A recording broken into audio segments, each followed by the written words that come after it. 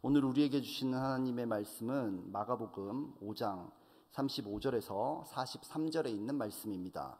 찾으셨으면 다 함께 읽겠습니다. 아직 예수께서 말씀하실 때에 회당장의 집에서 사람들이 와서 회당장에게 이르되 당신의 딸이 죽었나이다. 어찌하여 선생을 더 괴롭게 하나이까?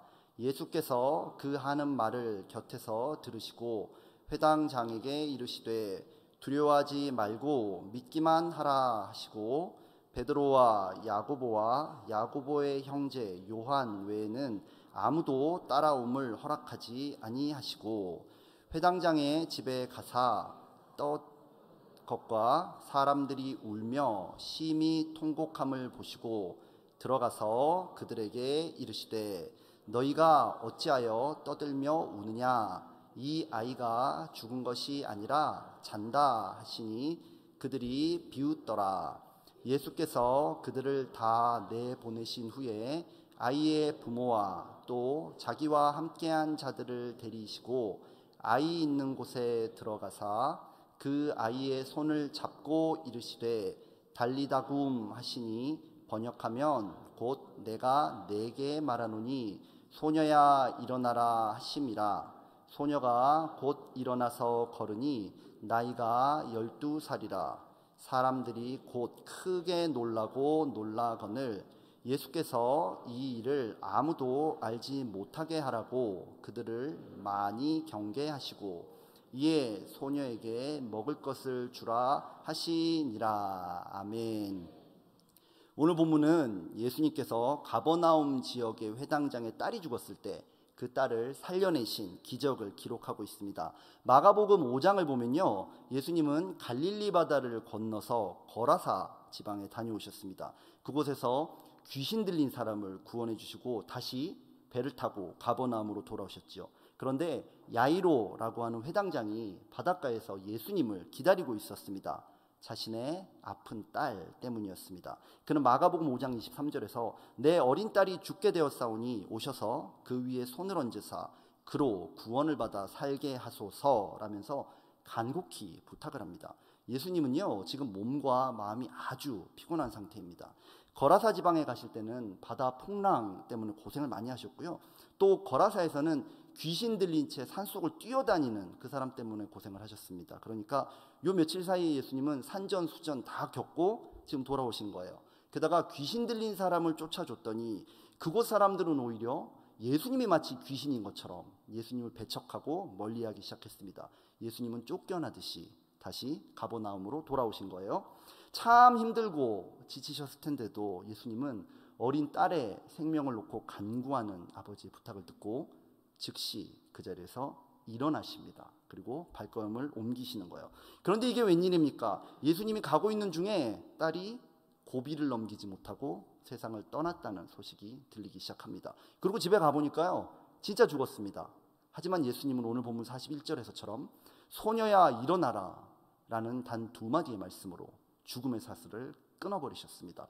오늘 우리 삶에도요, 분명히 야이로가 처한 것 같은 그런 절망적인 상황이 있을 거예요. 그러나 그 문제가 아무리 클지라도요, 만약에 예수님께서 지금 우리를 향해서도 일어나라 명령만 해주신다면요, 또 우리가 그 음성을 들을 수만 있다면 우리 역시 승리하게 될 줄 믿습니다. 저는 오늘 소녀야 일어나라 라는 제목으로 하나님께서 우리에게 주시는 은혜를 나누고자 합니다. 오늘 본문을 잘 이해하기 위해서 먼저 저는 야이로가 예수님을 찾아온 그 상황, 야이로의 상황을 한번 살펴보고 싶습니다. 딸의 치유를 간구하고 있는 아버지에 관해서 마가복음 5장 22절에서는 회당장 중에 하나인 야이로라고 기록하고 있습니다. 우리한테는 참 단순한 인물 소개 정도로만 들려요. 그런데 그 당시 사람들에게는 굉장히 충격적인 정보입니다. 왜냐하면 그가 회당장이기 때문이에요. 회당은 유대인들의 생활 중심입니다. 하나님을 예배하는 장소이고요, 또 주민회관처럼 교육의 장소이고 또 재판이 이루어지는 곳이기도 했습니다. 또 여기에다가 여행자들을 위한 숙소, 여관의 기능도 갖고 있었어요. 그러니까 모든 정보는 다 회당으로 통한다, 이렇게 말할 정도로 유대인을 위한 원스톱 서비스 센터, 그런 곳이었습니다. 그런데 이런 회당을 대표하는 회당장이라면 어떤 사람일 것 같습니까, 여러분? 모든 사람이 인정할 만한 경건함, 훌륭한 성품, 종교적인 지식과 경험, 거기다 행정적인 능력까지 갖춘 그런 팔방미인이었을 것입니다. 무엇보다도 하나님 일에 아주 헌신된 그런 사람이 있을 거예요.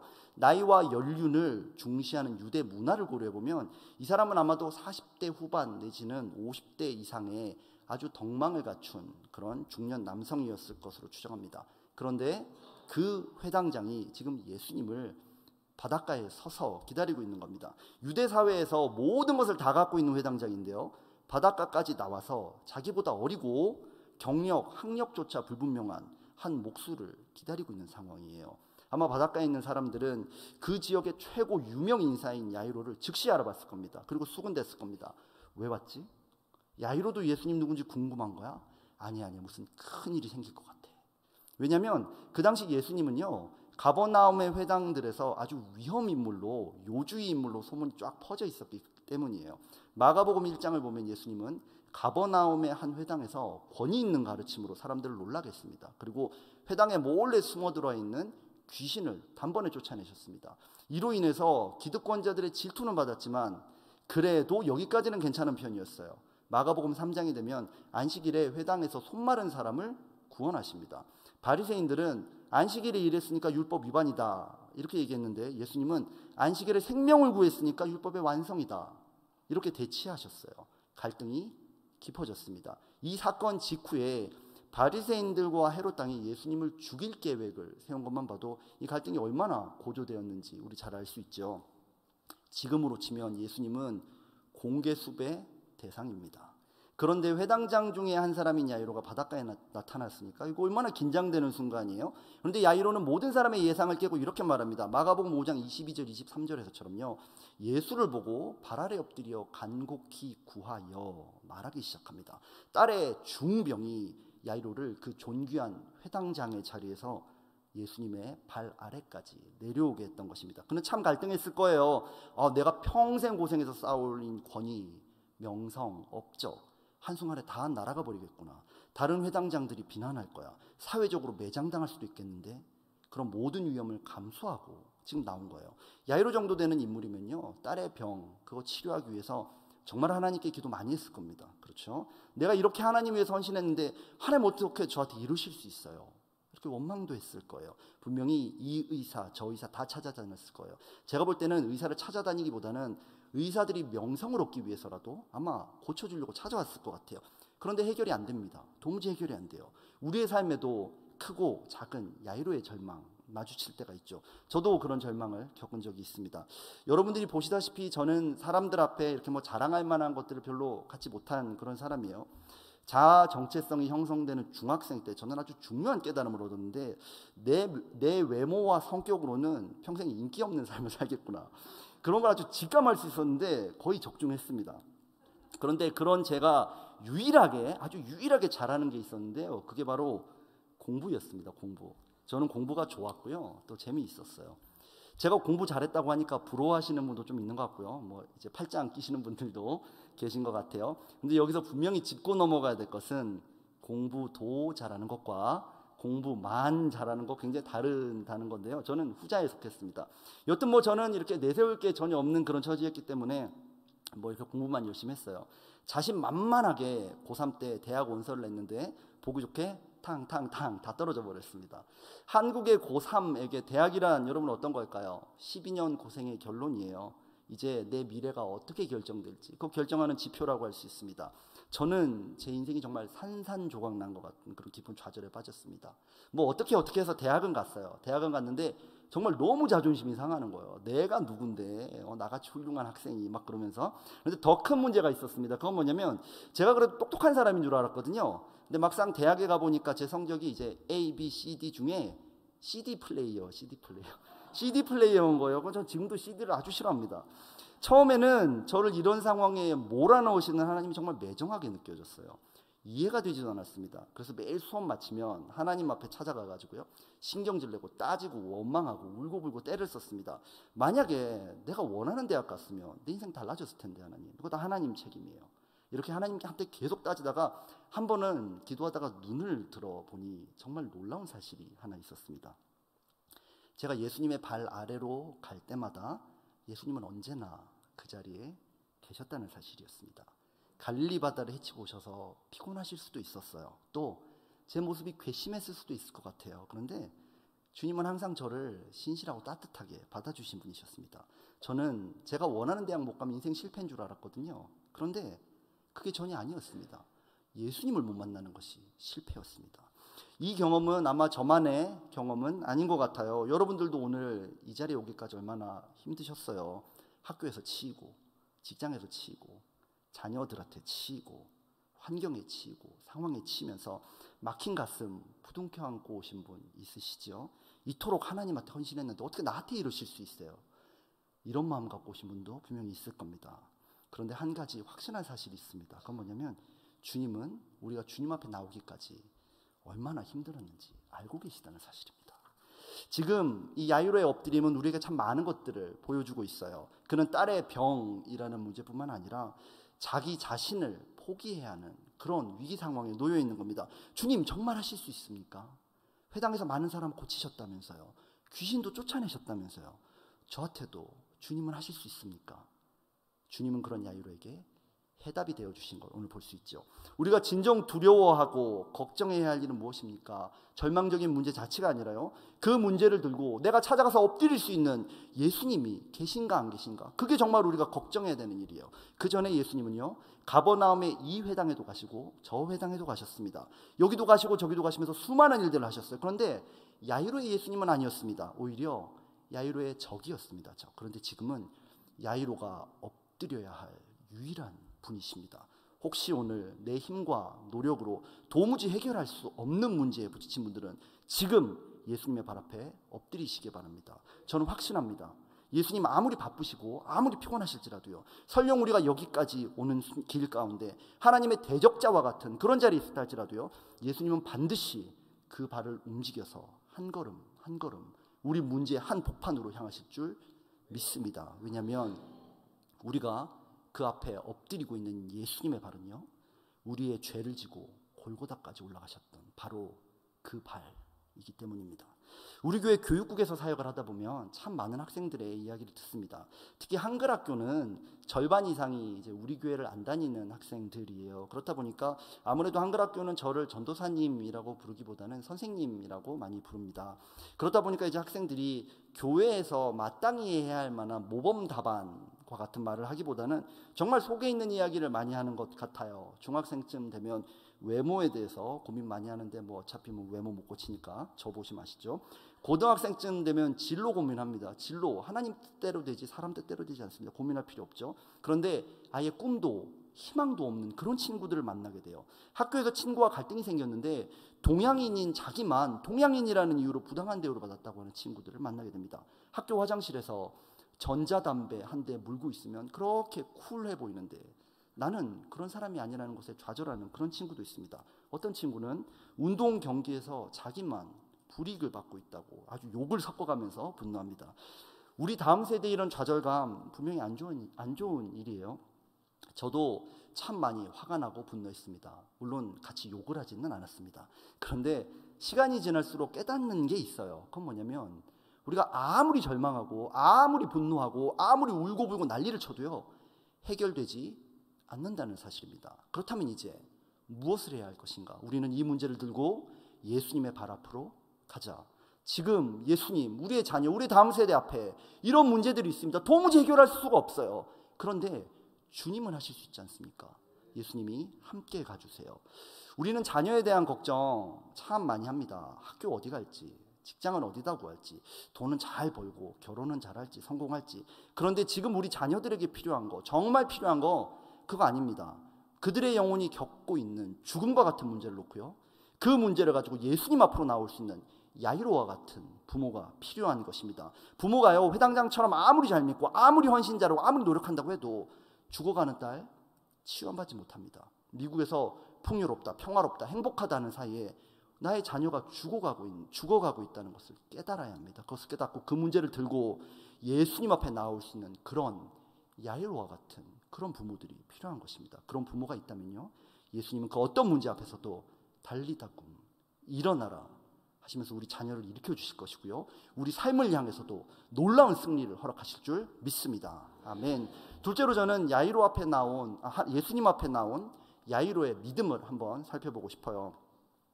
예수님을 믿고 동행하게 된 야이로, 정말 인생 역전입니다. 그런데 무슨 일이 생겼나요? 모든 문제가 사라지고 탄탄대로가 정말 열렸습니까? 아닙니다. 예수님과 동행하고 있는데 문제가 생겨버렸어요. 사실은 더 큰 문제가 생긴 겁니다. 딸이 죽었습니다. 예수님 만나기 전에는 살아는 있었는데 예수님 만나고 나니까 죽어버린 거예요. 예수님과 함께 있으면 다 괜찮을 줄 알았거든요. 그런데 중간에 죽어버린 겁니다. 더욱더 큰 절망이 찾아왔습니다. 아마도 12회 혈루병 앓았던 그 여자 때문에 예수님의 발걸음이 지체됐기 때문인지도 모르겠어요. 예수님이 거라사에서 조금만 빨리 돌아오셨어도 됐을 텐데 그런 원망도 들었을 겁니다. 아니면 내가 너무 늦게 나왔구나, 내가 너무 예수님 앞에 늦게 나왔어, 내 잘못이야, 그런 자책도 했을 것입니다. 믿음을 갖고 예수님과 동행이 시작됐으면 기적적으로 가는 중에 났든지 예수님이 말 한마디로 고쳐주셔야 될 텐데 그런 일은커녕 죽어버린 것입니다. 마가복음 5장 35절 말씀을 우리 다 함께 읽어보겠습니다. 회당장의 집에서 사람들이 와서 회당장에게 이르되 당신의 딸이 죽었나이다. 어찌하여 선생을 더 괴롭게 하나이까. 분명히 죽었습니다. 이제 다 끝장난 겁니다. 자존심, 권위, 명예 다 내려놓고 예수님을 모셔오려던 야이로가 느낀 절망감은 과연 어떤 것이었을까요? 그런데 예수님은 참 좋은 분이에요. 야이로가 절망감에 사로잡히기 전에 바로 이어서 말씀하십니다. 마가복음 5장 36절 말씀을 함께 읽어볼게요. 예수께서 그 하는 말을 곁에서 들으시고 회당장에게 이르시되 두려워하지 말고 믿기만 하라 하시고, 한국어 성경에서는요 예수님께서 그 말을 곁에서 들으셨다 이렇게 번역하고 있잖아요. 그런데 사실 헬라어의 원뜻은 뭐냐면 귀로 들었지만 완전히 무시해버리셨다 이런 뜻입니다. 그러니까 지금 사람들이 와가지고요 딸이 죽었습니다, 이런 딸이 죽었다는 과학적이고도 의학적인 사실을 전달해 주면서 예수님이 이제 소용없어졌어요. 예수님 오지 마세요, 오실 필요 없어졌습니다 라고 말을 하는데 예수님 그 말씀을 다 들으셨습니다, 다 알고 계십니다. 그런데 쌩하니 무시해버리셨다는 말입니다. 아마도 선하고 젠틀하신 예수님이 옆에서 막 사람들 말하고 있는데 쌩하니 무시해버리셨다 이렇게 번역하기가 굉장히 부담스러웠을 것 같아요. 오해의 소지도 크겠죠. 그런데 예수님의 태도는 남들이 하는 말들, 그 말들을 완전히 헛소리 취급하면서 무시해버리셨다는 겁니다. 예수님은 오늘 본문을 보면요 이 사람들의 말에 콧방귀도 안 끼셨습니다. 그리고 회당장을 향해서 이렇게 말씀하시죠. 두려워하지 말고 믿기만 하라. 자신의 모든 것을 버리고 예수님께 나왔던 야이로, 딸의 죽음 앞에서 다시 한번 선택해야 합니다. 여기까지예요 예수님 하고 돌아갈 것인지, 아니면 다시 한번 일어나서 예수님을 따를 것인지, 아니면 과학적인 사실을 의지할 것인지, 예수님의 말씀을 의지할 것인지, 아니면 눈에 보이는 현실을 보고 좌절할 것인지, 아니면 눈에 보이지 않는 믿음을 갖고 승리할 것인지 선택해야 합니다. 야이로는 믿음을 선택했습니다. 그런데 웬걸 집에 와보니까 난리도 이런 난리가 아니에요.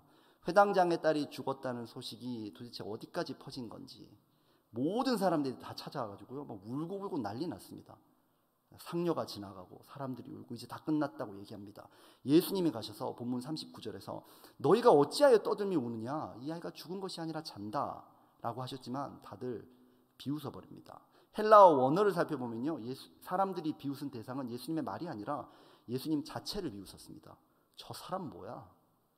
저 사람 뭐야? 무슨 소리 하고 있는 거야? 결국 예수님은요 믿음이 없는 사람들을 다 밖에다 내보내셨습니다. 그리고 믿음이 있는 베드로, 요한, 야고보, 그리고 정말 딸의 구원을 필요로 하고 있는 야이로 부부만 데리고 아이의 손을 잡으러 가십니다. 달리다굼 하면서 이렇게 세워주십니다. 오늘 본문의 달리다굼은요 아람어입니다. 아람어. 예수님은 그 당시 모든 유대인들이 사용하는 아람어를 사용하셨는데요, 오늘 이제 마가는 마가복음을 헬라어로 기록하면서 이 달리다굼만큼은 아람어 발음을 그대로 인용한 후에 친절히 번역해주고 있죠. 달리다는 소녀라는 뜻이고요, 굼, 정확히 이제 쿰인데요, 쿰은 일어나라 이런 말입니다. 예수님은 어디에 사람들이 못 보는데 숨어가지고 달리다굼 주문을 외우신 거 아니에요. 모든 사람들이 선명하게 알아들을 수 있는 분명한 말씀으로 말씀하셨습니다. 달리다굼 명령하셨습니다. 소녀야 일어나라 이렇게 말씀하신 거예요. 예수님의 말씀은 우리에게 너무 가까이 있어서 평범하게 들릴 수 있습니다. 그런데 능력의 말씀인 줄 믿으시기 바랍니다. 예수님은 사람들 불러다 놓고 무슨 큰 일이라도 하듯이 주문 외우고 춤추고 난리치실 그런 필요 자체가 없었습니다. 예수님에게 기적이란 그분의 평범한 말 한마디로도 일으킬 수 있는 일상이었기 때문입니다. 우리에게 정말 기적이 필요하다면 예수님 어떻게 말씀하실 것 같으세요? 갑자기 하늘문이 열리고 천둥 번개가 치면서 말씀하실 수도 있을 것입니다. 그러나 우리 삶에 꼭 필요한 기적은요, 예수님에겐 평범하고 지극히 일상적인 일임도 깨닫게 되시기를 부탁드립니다. 이제 야이로는 주님의 손을 바라보았을 것입니다. 지금까지 예수님의 발을 바라보며 여기까지 왔는데요, 이제 주님의 손을 바라보기 시작합니다. 딸이 죽었어요. 이 딸은 죽었기 때문에 부정한 자가 되었습니다. 딸의 시체를 만지게 되는 모든 손도 부정해질 거예요. 예수님께 처음 야이로가 나왔을 때는 딸이 죽지 않은 상황이었죠. 그러니까 손을 얹어서 구원해 주세요 이렇게 얘기했는데 딸이 죽어버렸으니까 이제 손 얹어달라 얘기를 못하고 있는 겁니다. 어쩌면 좋습니까? 그런데 그때 예수님은 손을 뻗어서 그 딸의 손을 잡아버리십니다. 그리고 일어나라 명령하시는 거 볼 수 있어요. 저는 야이로의 딸을 잡아 일으키신 예수님의 손이 오늘 우리도 잡아주실 줄 믿습니다. 때로는요, 그 문제가 죽음과 같은 절망일 수 있어요. 주변 사람들, 모든 사람들, 뉴스, 신문, 전문가들이 다 안 된다고, 다 망했다고 하는 일일 수도 있습니다. 그런데 예수님은 말씀하세요. 두려워하지 말고 믿기만 하여라. 중요한 건 뭐냐면요, 내가 얼마나 큰 문제에 사로잡혀 있는지 아닙니다. 내가 얼마나 부정한 죄인인지도, 내가 얼마나 심각한 실패자인지도 아니라는 것입니다. 예수님이 지금 나의 손을 잡아주실 것인가, 그것만이 문제일 뿐입니다. 그리고 저는 예수님의 손이 오늘 지금 여러분들의 손을 반드시 잡아주실 줄 믿습니다. 왜냐하면 그 손은요, 예수님께서 우리를 위해서 십자가에 못 박히셨던 바로 그 손이기 때문입니다. 예수님 손에 붙잡히기만 한다면요, 우리가 볼 때는 죽은 인생입니다. 그런데 예수님이 볼 때는 그냥 깨우면 되는 인생입니다. 내가 볼 때는 망한 인생입니다. 그런데 예수님이 보실 때는 이제 곧 일어나게 될 그런 인생이라는 것입니다. 내가 볼 때는 완전한 실패예요. 도무지 일어날 수 없어요. 그러나 예수님이 보실 때는 새로운 시작이라는 것입니다. 주님이 우리에게 요구하시는 거 뭘까요? 대단한 능력 아닙니다. 말씀에 대한 믿음, 예수님의 선하심에 대한 믿음인 줄 믿습니다. 지금 예수님은 눈을 크게 뜨고요, 귀를 크게 여시고요, 아멘으로 응답하는 자에게 승리를 주시기 위해서 준비 중이신 줄로 믿습니다. 아멘. 팬데믹 이후가 되면서 우리 귀에 들리는 다음 세대에 대한 소식들 참 암울해요. 한인교회 젊은이들이 사라지고 있다. 청소년과 어린이들이 다 사라졌다. 이제 한인교회도 유럽의 교회들처럼 존폐 위기에 놓였구나. 그런 말들 참 많이 합니다. 그리고 이건 제 예측이 아니라 정말 정확하고도 과학적인 통계 자료에 근거한 그런 예측입니다. 과학적으로 볼 때 한인교회 저물어 가는 거 부인할 수 없는 사실이에요. 교육국에서 사역하고 있는 저도 날마다 느끼는 바입니다. 이런 위기감은 참 예수님 앞에 부끄럽고 죄송하지만 그것이 아니라고 말하기가 참 어렵습니다. 그런데 만약에 제가 이런 과학적이고도 분명한 사실, 내 눈으로 볼 때도 확실한 이 사실을 들고 예수님께 나아가서 예수님 알고 계셨죠? 저희 다 끝장났습니다. 이렇게 얘기하면 예수님 뭐라 그러실까요? 제가 장담하건대 예수님 못 들은 척 하실 겁니다. 쌩하니 무시해버리실 것이라고 저는 믿습니다. 왜냐하면 예수님은 우리 다음 세대가 다 사라지고 다 죽는다 할지라도요, 언제든지 달리다굼 일어나라 한마디로도 우리 다음 세대를 깨우실 수 있는 분이기 때문입니다. 예수님에게 중요한 거 과학적 사실이 아니라요, 그 사실 너머로 하나님의 말씀에 반응하면서 예수님의 십자가 박힌 그 손이 무엇을 할 것인가 기대하는 믿음을 가진 사람이 필요한 줄로 믿습니다. 물론 다음 세대가 무너지기 전에, 다음 세대가 사라지기 전에 데려왔더라면 더 좋았을 거예요. 다음 세대가 이미 다 죽어서 예수님께 나아갈 조그마한 힘도 남아있지 않기 때문에 더 절망적이죠. 그런데 아직 예수님께 늦지 않았습니다. 그들이 죽어버려서요 못 온다면 우리가 데려가면 됩니다. 그들이 데려갈 수도 없는 상황이라면요, 우리가 예수님을 모시고 오면 됩니다. 우리 교회 교육국은 벌써부터 여름 성경학교를 비롯해서 다양한 여름 사역들을 준비하고 있습니다. 특히 그동안 팬데믹으로 열지 못했던 3년간이에요. 벌써 3년째 열지 못했던 청소년 연합 수련회를 6월 셋째 주에 하려고 준비 중에 있습니다. 이 행사는 사실 우리 교회를 위한 것이라기보다는요, 지역 사회에 작은 교회를 섬기는 일입니다. 팬데믹 전에 열렸던 제4회 수련회 때는 7개 교단 19개 교회에서 무려 115명의 학생이 참석했습니다. 우리 교회에서 자원봉사자도 100명 이상 함께 했습니다. 이번에도 우리 교육국은 한마음과 한뜻이 되어서 이 일을 기도하면서 준비하고 있는데요. 혹시라도 너무 지쳐서 예수님을 찾아오지 못하는 그런 청소년이 있다면요, 저희는 이 수련을 통해서 예수님을 그들에게 데려가려고 합니다. 우리에게는 특별히 지금 죽어가고 있는 다음 세대를 살릴 방법도 능력도 없습니다. 부인할 수 없는 사실이에요. 그런데 예수님의 손과 발을 의지할 수 있는 믿음은 있습니다. 그러면 예수님 우리의 다음 세대를 향해서 반드시 달리다굼 일어나라 명령해 주실 줄 믿습니다.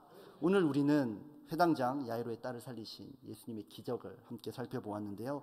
우리 모두는 절망적인 상황을 만날 때가 분명히 있어요. 이 모든 어려움은 정말 어려움으로 끝나버릴지도 모릅니다. 그러나 어떤 사람은 그 어려움 덕분에 예수님을 만나기도 하고요. 또 어떤 사람은 그 고통 때문에 예수님의 기적을 체험하기도 할 것입니다. 우리가 해야 할 일, 우리가 할 수 있는 일 과연 무엇입니까? 여러분들 무엇을 하실 수 있을까요? 예수님의 발 아래 엎드려서 골고다를 향해 가신 그 발에 주목하시기 바랍니다. 또한 우리의 어떤 문제 앞에서도 달리다굼 한마디와 함께 우리의 죽어버린 모든 일상을 단숨에 붙잡아 일으킬 수 있는 예수님의 못 박히신 손을 주목하시는 여러분들 되기를 원합니다. 만약에 우리가 그렇게 할 수만 있다면요, 모든 문제, 심지어 그것이 사망과 같은 절망이라 할지라도 예수님의 능력은 달리다굼 일어나라 우리를 향해 명령하실 거고요, 그 말씀대로 될 줄 믿습니다. 아멘. 우리 이제 함께 기도하려고 해요.